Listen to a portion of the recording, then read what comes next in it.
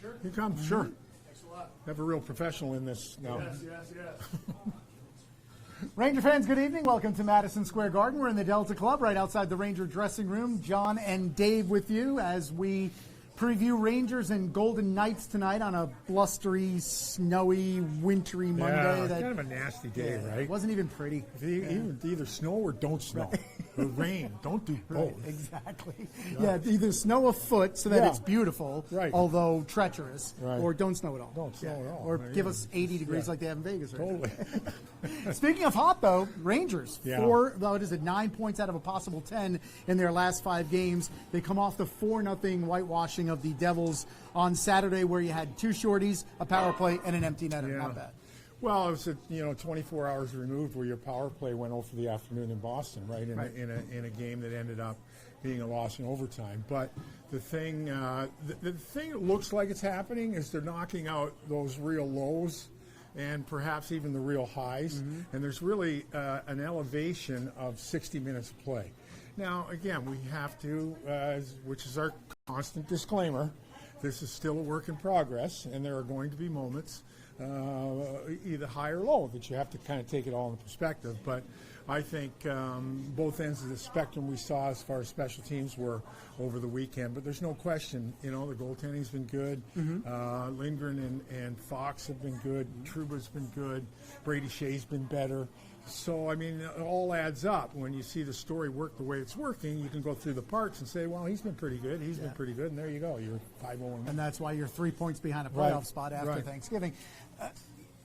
David Quinn this morning talked about how we're just about 2 months into the season, 2 days shy. And that's about when you start to learn what you really have. You like to say 25 games, and that's right where we're at. And he's pretty optimistic about where they are right now, and that he thinks a comfort level among the team is starting to lend itself to more cohesiveness on the ice. Well, there were different, we've talked about it, there were different languages, there were different styles, there were different cultures.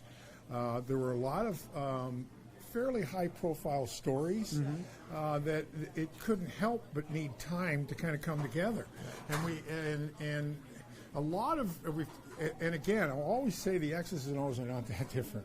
Team to team systems you use, the magic is how the coaching staff melds its team together and how that team then finds a way collectively to get it done. Now, you need catalysts, Panarin, you need Zibanejad, you need Trouba, but you equally need Brett Howden, you equally need Jesper Fast, you equally need Ryan Lindgren, and it all takes time to come together. And I think those are the things that we're in the stages of infancy of seeing that happen. The longer they can keep this group together, the better off they'll be a little further down the road. We oftentimes invite you guys to submit your questions, so feel free to do that. Amanda P. is standing by here, and she'll chime in when you guys have something that's on your mind. Something that's on my mind is just exactly what we're starting to see more of from Brendan Lemieux. He moves up in the lineup. He's playing with some better players now, and he seems to be producing the way this head coach has confidence that he can. Well, yes. I mean, I find it interesting when they go first, second, and third lines, and I read today where Panarin was on the third line. I mean, not really. Not really. Come on. It's Panarin plays with Strome and Kakko on the right side. So your point with Lemieux is well taken. I mean, he does have to continue to mature to play with the angst that he needs to play with, and yet don't go brain dead, and that will come with continued experience. And there's no question, really. I just thought on Saturday, Trouba, Lindgren, they all kind of played with a real neat anger that you need to have from guys who are going to play. You can't have that guy being the one guy like Michael Haley that's going to go out and fight. They need you guys that are going to get more minutes than not, that play with that requisite amount of anger. And Brendan Lemieux certainly fits that bill. And when he's paying attention, he's a very, very effective player. You mentioned Trouba. He's been reunited with Brady Shea, and not to ever quote Peaches and Her, but reunited looks like it feels pretty good for both of them, right? Yeah. Sorry about that. Yeah, That's wow. Yeah. That would be a song from the 70s. No, 80s, don't date something me like like that. that. It is the 80s. Yeah. Oh, 80s, yeah. early 80s. But the 80s is only 10 years ago, right? Yeah, right. Up It here are. anyway. But it point does look is, like no, they're getting no, the they're point getting is- along now. See, again, I think True has been good, game in, game out. And there's been some criticism that his game might have been a little inconsistent. I haven't seen that. I mean, his bat is not harmful when it turns against him. And Brady, again, is, whether it's confidence, always that little bit of a mystery with Brady as to what drives him. I mean, the thing that you love about him is you love your daughter to marry the guy. But sometimes you can't go into Philly with guys that all want your daughter to marry. You need somebody to go in there That your daughter run away from. Yeah, right? Yeah. And I think that's but when he plays that way, when he plays with the authority to get there and make the play, and we've referenced it before, like Lindgren, if you make your decision and go do it, and don't worry about the consequences. And he's done that. He's really Right. lugged the puck up ice with a lot more decisiveness. Right, and not only that, on defensively, on the opponent in a hurry, and all those things that make him a better player. We have a question from the great beyond, Amanda P. So on Twitter, Okay. Tony wants to know, talking about Lemieux and getting his new spot. Tony. Do you think that he now brings more balance, not just to his line, but throughout the entire lineup? I think this is about Lemieux. Interesting. A lot of talk about when Mika Zibanejad came back, how everybody just sort of started fitting a little better into what can be translated as balance. Do you see that? Yeah, I mean, that's healthy. I think the really indicative thing, I think Lemieux is interchangeable as is Foss. And I think when you have Jesper Foss playing perhaps in the fourth rotation, I think everything's really clicking then. He's a guy.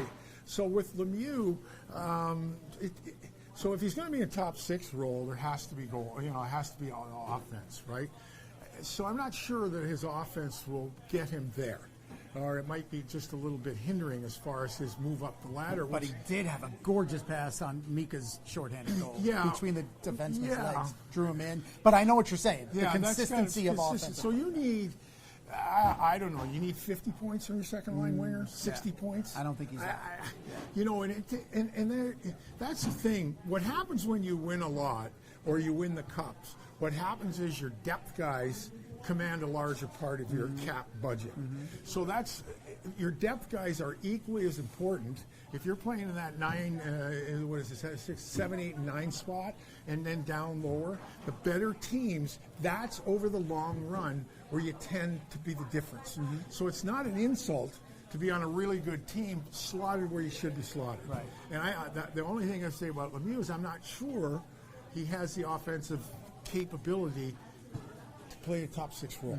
And again, that's not a denigration of who he is as a player. That's, to me, is the reality. So all in all, when people are healthy, the thing that it'll be interesting to see where Brett Howden, because they're committed to Howden playing in the middle. Right. And I do think he's a perfect third-line center iceman. And it'll be interesting to see now. And I get it. The coaches get Strome in the middle to kind of jumpstart a few things there.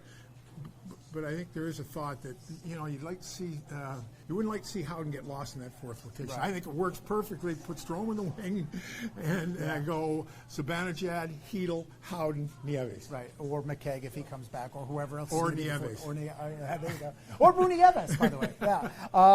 Henrik Lundqvist back in net tonight after Alex Georgiev pitches a shutout on Saturday. Surprise you at all? I know David Quinn talked about looking a little further ahead to the games on Thursday in Columbus and Friday here against Montreal. No, I don't think so. I think when you listen to Georgiev after the game, he's got a wonderful attitude, right? And I still think that it'll be interesting how this thing's going to play out goaltender-wise, given the fact of what Shesterkin is doing in Hartford, and which is not a bad situation to be in. It'll be very curious. So listening to Georgiev at this stage of his career, I think he understands what's going on, and he takes pride in the fact that he's going to do whatever he has to do to give his team a chance to win, and he hasn't been around long enough to think he deserves a spot. And also, given how well Hendrick has played, you want to get him back in. So it sounds like Hank will go tonight, and Georgiev will go in Columbus, and then back here against Montreal. Right. Pleasant problem. Right. Pleasant problem. Yeah, that's the thing. The goaltending was never, ever going to be a question in this rebuild or whatever moving forward thing because of Hendrick's track record, of course, and Georgiev's season ago, and Shesterkin now has come in and played pretty well in North America. So when you've got that spot and it can be a reliable performance in that spot, you're going to be a little better served. Hey, just a word on Chris Kreider, the hit he had the other day with 5.5 minutes left in the game, or 5.5 minutes into the third. He gets thrown out of the game. I think the end result looked probably worse than it was, and maybe that had something to do with they even looked at, Dan O'Halloran looked at it, and after looking at it on the replay, still decided it was worthy of a major. I guess you're saying no. No. You can see he backs off going in, too. He is conscious of the positioning of the forward in front of him. And at the last minute, now I don't think it's intentional to draw the... Who would intentionally turn your back knowing it was Kreider? Right. I think it was instinctive. I think he clipped him on the shoulder. And I think the referee stuck with his call to protect his integrity of the game, protect his call. Does Kreider get a penalty there in no small part because of the physical element he brings? Reputation. Like if it's a 180-pound guy who doesn't hit the guy into the boards that hard, maybe it's 2 minutes, maybe it's not even. No, it totally. Yeah. It's a total reputation, physical guy. And now Tennyson's not a small guy. Right. Tennyson's not a small guy. And again, to cast blame in that situation, I don't think there's any blame from either of the players. Right. Because, nobody's going to turn and expose himself to injury with that guy coming. Right.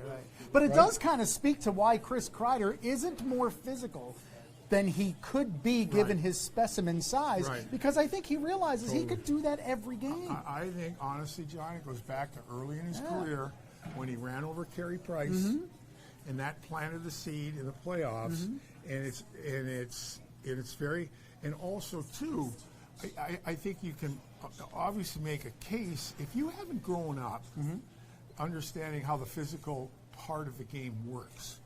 So you go as a kid and you don't start hitting till you're 12 or 13. Right. And then you go the prep school route, the collegiate route, and it's not nearly as physical as it would be if you went the junior route. Right. I would tell the story. My second guy had way too much Canadian blood in him, and he played in prep school, and he was in the penalty box almost as much as I am, but he was killing people. Right, and he had the physical side to do it. He was 6'5", 220 at the time. Right.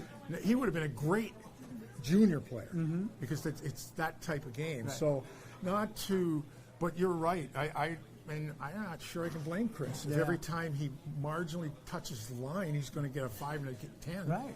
Well, you can't jeopardize your own game for that. No, I just thought the referee went back and looked, protected his own call, and Chris paid the price. I think you're right. All right, Amanda P., what do you got? So here's an interesting question. I might need your fact check. Fact check. For us. Uh-oh. Eric on Twitter wants to know, why is Quinn going with 4 righties on the power play? What about Papa Cup? Interesting. Why is Quinn going with 4 righties? I think Larry Brooks wrote a little bit about this today. There has been, at times, he has had 4 righties on the ice.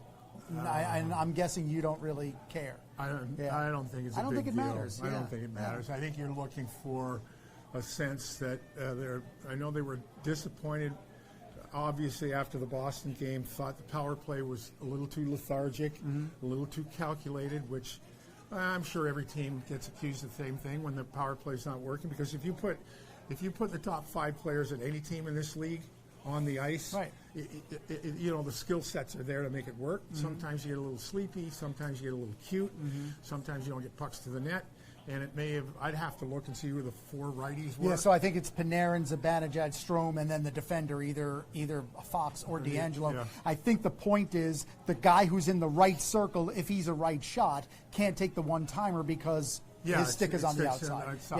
Hey, listen, it's something that in this day of paralysis by analysis, we're like, okay, I have a headache, I can't talk anymore. Put the puck to the net, see what happens. Just with Kreider throw it parked in front, right? Just throw it to the net. I mean, and I think also too with D'Angelo flip-flopping with, there are 2 distinct styles between D'Angelo and Fox. Fox is a little more thoughtful. D'Angelo is a little quicker. So it all just depends, I think, on the guys they decide. I'm not sure right-left has anything to do with the decision. I don't disagree with you. All right, before we go, a word on tonight's opponent. Golden Knights have struggled to find consistency this year. They seem very top-heavy offensively. Their star players are producing, not much else from there. And without Marc-Andre Fleury in goal, his dad died last week. He's still away from the team, so we get Malcolm Subban today. Well, I think when you look at it, they took the world by storm going to the Cup Finals, right? And they were a relentless, quick team. They were on top of you all the time because they had the people to do that. Right. Now, in an attempt to upgrade the skill sets, I'm not sure how much faster they got. Right. So if you put Pacioretty, Stasny, and Stone in the lineup, now, don't get me wrong, Stone is as good a goal scorer as there is in the league. He gets into position nicely. Same with Pacioretty. I'm just not sure that they didn't compromise a lot of what really worked for them when they took the league that by storm. identity, right? That identity, Yeah. And then the other against Nashville, they pulled the goalie and had 6 forwards on the ice. So Theodore's a good player, and really good for him. He battled cancer, testicular cancers back in the lineup, so kudos to him. But to me, that tells me that there's not somebody on the back end that can really run some offense, someone that's going to kind of scare you offensively. So I think there are a couple of holes there to me that and now you go back to last year's playoffs, they got totally jobbed on a call and gave up 4 power play goals on a 5-minute major, and they were out. So that magical mystery tour that they went on 2 years ago, I think it's a little bit compromised when you want to uptick your skill, but I think they've slowed their pace down a little bit. And that being said, the veteran presence, they'll be fine. They'll get Fleury back, and Vegas will be fine. I think they're a playoff team. So again, it's Lundqvist and Subban, the goaltenders tonight. 6:30 for the pregame. Dave will be on the bench talking to Adam Fox. Adam Fox. Right. Always a good interview. And then Sam and Joe have the call. Dave's between the benches. I'll be on intermissions and postgame, pregame too with Steve Valiquette. And we'll see you again here on the Bleeding Blue Shirts live stream on Friday. Rangers here at the Garden after they take on Columbus on Thursday. The Montreal Canadiens, who are in a world of struggle right now with 8 straight losses. They'll be in town then. Thanks, everyone. Thank you.